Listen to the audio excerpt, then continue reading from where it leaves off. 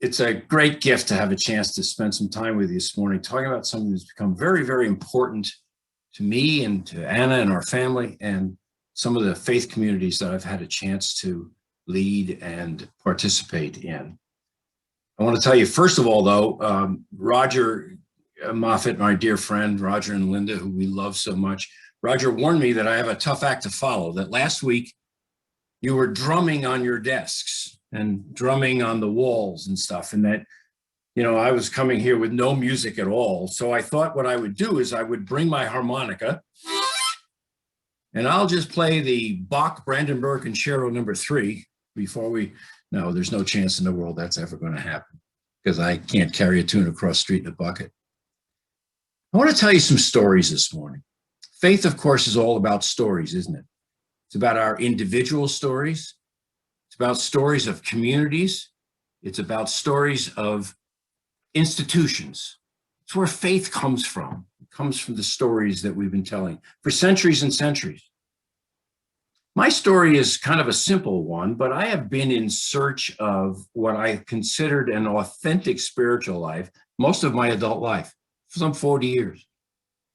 I've been seeking and to try to understand, how do I make everything in my life at least identify the sacred nature of it? You remember Wendell Berry, the great Wendell Berry once said, everything is sacred. It's us that desecrates it. And so I searched for years and years to try to understand what is an authentic spiritual life. And I did deep dives into lots of different traditions. For 6 years, I spent 2 or 3 and sometimes 5 nights a week at a Trappist monastery, living with the monks. I was helping them with their fundraising and some of their marketing and attracting of new monks, getting up at 3:30 in the morning with them, praying 7 times a day with them, long periods of silence, and Trappist food, which could be a diet in itself, by the way. It's not something you want to have to make a career out of eating. I spent 6 years doing that. Little came from it. I spent a whole year praying the Jesus prayer. I don't know if you know what that is, but Eastern Christian mysticism has a prayer called the Jesus prayer. Lord Jesus, have mercy on me. And the idea is to pray this prayer over and over and over again in your heart until it burns itself into your mind and you're praying it all the time. I did it for about a year. I found very little of importance there. I've done deep dives into Buddhism and Taoism. I've read the Bhagavad Gita and the Upanishads to understand what Hindus see in the sacred nature of the world. I've even looked at Hasidic Judaism to see if I could somehow put some substance into this thing that I called my spiritual life. I even took singing in the living tradition and turned it into a small prayer book. I know you know that in the back of the hymnal are some beautiful writings in 7 or 8 or 9 different categories. And I found that if I read one each morning, I could contemplate and meditate on it. And I will tell you that after some 35 or almost 40 years, when I finally looked back on this, I realized I was no closer to an authentic spiritual life than I was in the beginning 40 years ago. And I wondered why, and I didn't understand why. But soon, meaning as about 1.5 years ago, I began to realize that what I was trying to do was develop methods and systems that would get me closer to the sacred nature of life. And methods and systems don't get us closer to the sacred nature of life.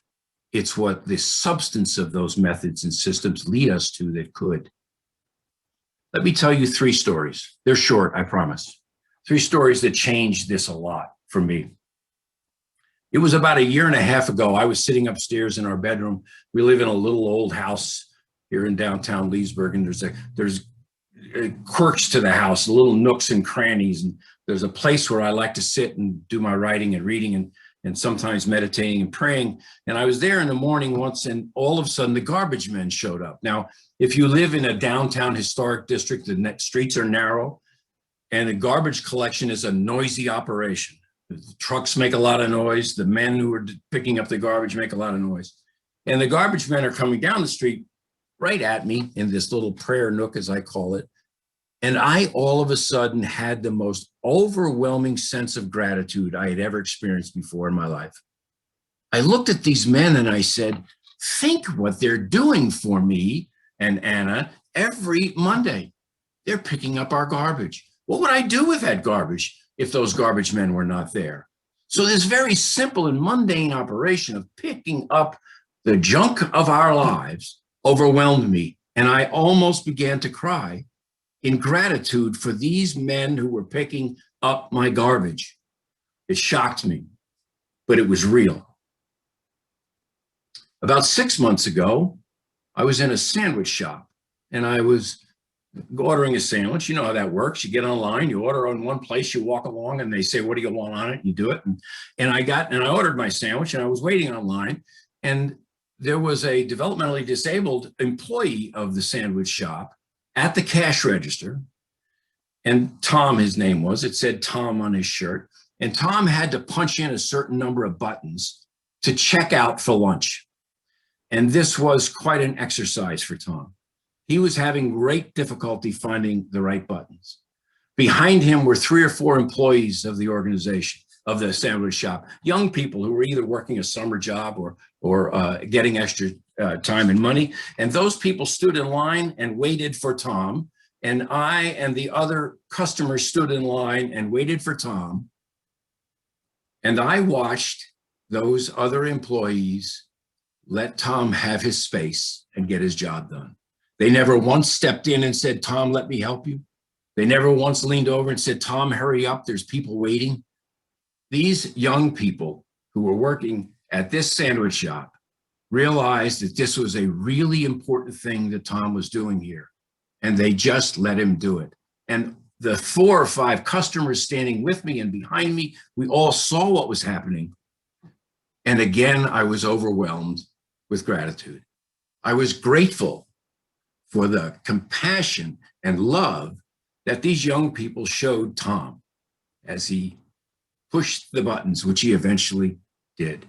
Now, these are kind of simple stories of gratitude that the last year and a half have really made a difference to me. But now let me tell you a little bit more substantive one. Maybe not more substantive, but a more powerful one for me. About 6 weeks ago, my best friend in the world died. Neil and I had been friends for 50 some years, starting at a day camp, actually, 50 years ago. Neil had not been sick. He got sick, and all of a sudden he was gone. And I was crushed. I can't tell you how crushed I was. Neil was more a brother, really, than a friend. And so I tried to understand, and I remembered some of my study of Judaism. I tried to figure out, what do you do to mourn a friend of yours? And I read the prayer Kaddish. Excuse me just one second. Kaddish. And Kaddish is a prayer of mourning, a Jewish prayer of mourning. And you're either supposed to pray it every day for 11 months or every month for 11 months. I didn't really remember or know, but I knew this was the prayer that I should pray for my Jewish friend, Neil. But when I read the prayer, I realized there was no mourning in it. There was no sign of death in it. There was nothing to help me through what I was going through. This was more a prayer celebrating God's existence than it was a prayer of mourning. And I found very little in it to comfort me. So I sat down that day and said to myself, what would Neil and I do? We had done some pretty goofy things in our lives together. And I realized what Neil and I would do is we'd write our own prayer. We'd say, okay, God, we'll take this. We got it. We're going to write our own prayer of Kaddish. And I sat down and began to write the words that I was hoping was going to comfort me for the next year and maybe forever. And as I began to write, I began to laugh. And as I wrote more, I began to laugh more.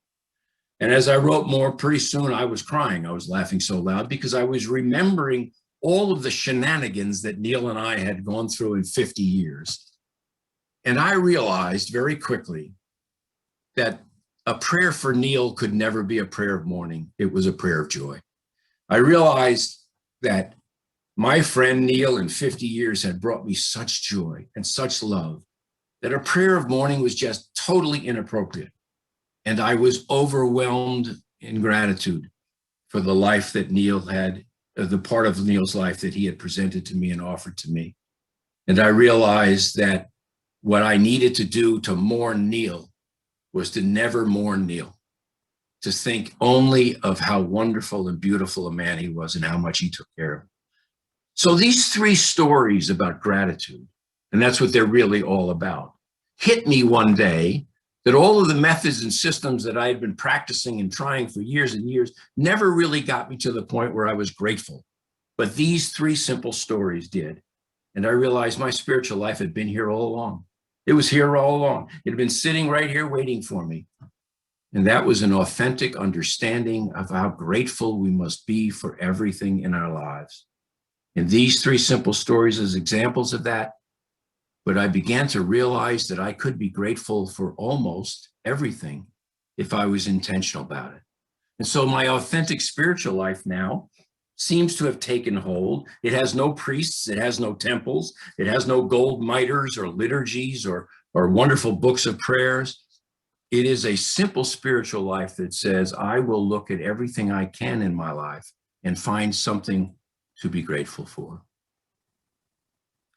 To support this, I went back and looked at the people that mattered in my spiritual life, the people I had studied. I went first to Jesus and Gandhi and Buddha and St. Francis and Margaret Fuller and Thoreau. And I looked at all the people that I had sometimes spent some time with trying to understand an authentic spiritual life. And I realized that what they brought to my table was the understanding and concept of surrender. The idea that they lived lives that said, it is what it is. And they lived lives of the right now, this moment. And so after all of these years of study and trying to come up with what I would consider my spiritual life, I realized you can't separate the spiritual life from your life. But that if I was able to look at gratitude and surrender, being grateful for what I could see in my life and surrendering to the right now, surrendering to what is that is, I was able then to define a simple, authentic spiritual life. And so I'm here this morning to argue, not argue, yeah, I argue some. I'm here this morning to suggest that we get intentional and attentional. I don't think attentional is a word, by the way, but you know, that my deep theological education of a Bachelor of Science in Physical Education from Springfield College doesn't help me much with that. I don't think attentional is a word, but what I mean is being attentive and being intentional about being attentive. And I promise you that if you're able to look at everything with an eye towards saying, what is it here that I can be grateful for, you will find it almost every single time. Some of them are easier, right? I just had my hip replaced. I'm so grateful for my dear Anna because she took care of me, lock, stock, and barrel every minute of the day. That's an easy one to identify. Even Neil's death and the gratitude that came from that are easier to identify. Sometimes the gratitude is harder to identify. So for example, we're on Zoom now. We're here together, which never would have happened had it not been the pandemic, which was such a terrible, terrible thing. And yet here is something we can be grateful for that came from that pandemic. By the way, you should have seen the look on Celeste's face when we had our meeting about my speaking with you, and I asked her when my flight left. And she had a look on her face and she said, this bozo thinks we're going to fly him to the vineyard for a 20-minute talk. It was great fun, wasn't it, Linda? We laughed while looking at Celeste, right? But Zoom gives us an opportunity to do this. And this is something we can be grateful for that we really had no understanding of before. So I'm going to suggest, ladies and gentlemen, that if we are intentional and attentional, a new word we've invented, we can find things to be grateful for in every aspect of our life. And at the heart of that is a very important spiritual concept of taking nothing for granted. Nothing for granted. I can't take those garbage men for granted anymore. If they weren't there, where would I be? What would I do with all of that garbage? I can't take for granted that Tom is at that cash register pushing in those buttons and that all I'm doing is being aggravated that it's taking so long for Tom to finish. I can't take for granted those things. And that's what a grateful and a surrendered spiritual life can be. Let me read something to you from a Taoist teacher, Ming Dao Deng, which I really like a lot. And it's called gratitude. When you drink water, remember its source. If your spiritual understanding is sound, then you will constantly beware of the subtleties of life. It's not the grand sweeping religious celebrations and heroic moments in life that are the only important spiritual occasions. Every ordinary moment, every little detail should be a celebration of your personal understanding. Your smallest act can be permeated with reverence. One of our most basic acts is drinking water.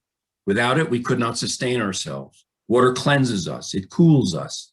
It's an essential component of most of our biological processes.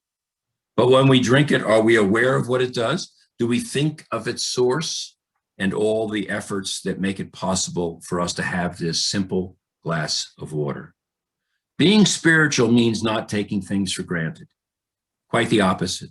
You remember how everything that comes to you fits into an overall scheme. You acknowledge the precious quality of everyday things, and you maintain a gratitude for both the good and the bad in your daily life. Take nothing for granted. Now, I asked you to print and or write these two words. A big part of our spiritual life is what? Symbols. I found, by the way, my flaming chalice pin that I put on today. It's a symbol that means a lot to Unitarian Universalists. And of course, you know the history, I'm sure, that it really was born out of saving persecuted people during World War II. That's where the flaming chalice came from. Symbols are important. And I thought just having these words, gratitude and surrender, that can be put on the refrigerator or put on your desk as a reminder of an effort to be intentional about being grateful.